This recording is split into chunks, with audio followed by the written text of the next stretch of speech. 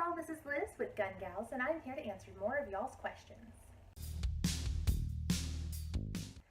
Alright, this week's questions come from Old Sarge. Thanks for sending in your questions for us to answer. If you'd like your questions answered by us, you could send them to info@gun-gals.com, and we could use them on a future show. Alright, number one. It looks like most of you gun gals have children. Not really a question. However, yes, most of us do, and all of us do to some extent, but I'll let them talk about that. I have a 3-year-old boy who is a Spitfire. I love him to death. He is all boy. Oh, all boy. A little hard to keep up with sometimes, but I love him. Yeah. He's also the reason I'm working without a microphone, so sorry guys. We'll have to work with this. Number 2. If so, I assume you are very busy. So how do you make time to practice with the gun you use to protect yourself and your children? Good question. It is really hard to find time to go to the range. And when you do, you often end up going by yourself because your other person, your husband or whatever, is watching your kid.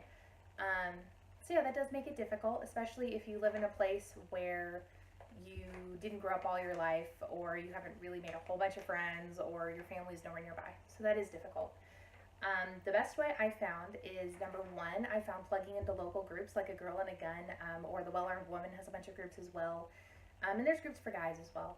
You know, there's a lot of different groups that you can plug into that have scheduled things. When you have an accountability partner, at least someone to go with, that really helps keep you into going. Second, we go as a family all the time, not to any range nearby, but when we can go out to our property to shoot, or our family's property to shoot, we'll go out there and we'll go as a family. And we are bringing our son up.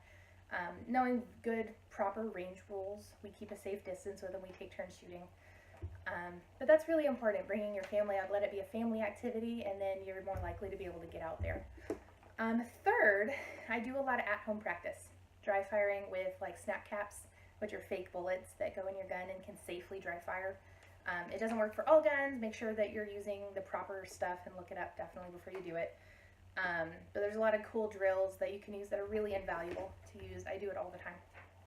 All right, number 3, how big of a priority do you put on keeping proficient? It's so important. I honestly don't think you should carry unless you are proficient. At least, it's just so important. You have to be proficient if you're going to carry.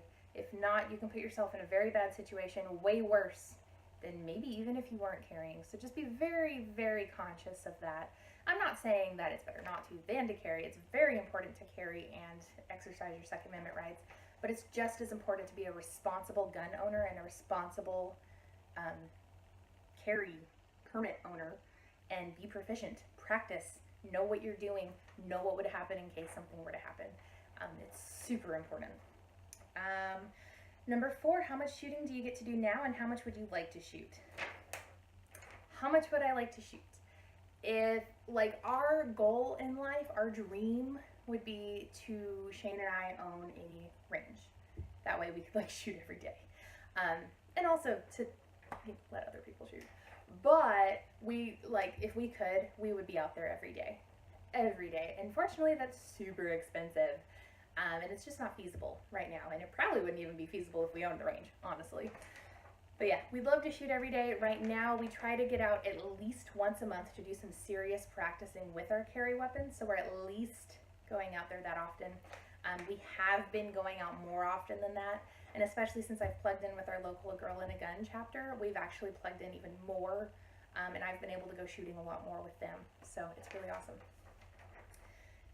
Do you have a method or a plan to get better when you shoot? Maybe like the drills Sarge at C4 Defense is running. I will say those are really good drills, so thanks for plugging that in there. And I do. I typically will have a plan when I go out. We very rarely just go out to plink, although that's fun too. But I think anytime you go to the range, especially when you don't have a lot of chances to go out, kind of like a mom wouldn't, it's very important to have a plan of what you're going to do. You need to at least run through a few drills that you know that you're working towards. Right now I'm using drills by A Girl and a Gun that we actually work through together as a group, and we kind of practice through. I also do a lot of dry fire drills at home, so I have those specific drills that I work through, and I try to do at least 3 times a week in the evenings after the kiddo's gone to bed. I'm working with A Girl and a Gun. I'm working on my Winchester marksmanship program, so I'm working on level up in that. which I'd love to do a video about in the future because it's really cool. So yeah, it's really important. I think it's so important when you go to the range, you need to have a goal, you need to have a plan. There's always time to plink and to have fun and just shoot, and that's great. But you should at least spend some time being efficient and actually practicing and going towards a goal. So yeah. All right, well that's it for this week. Again, send in your questions to info@gun-gals.com for us to answer in the future. All right, until next time.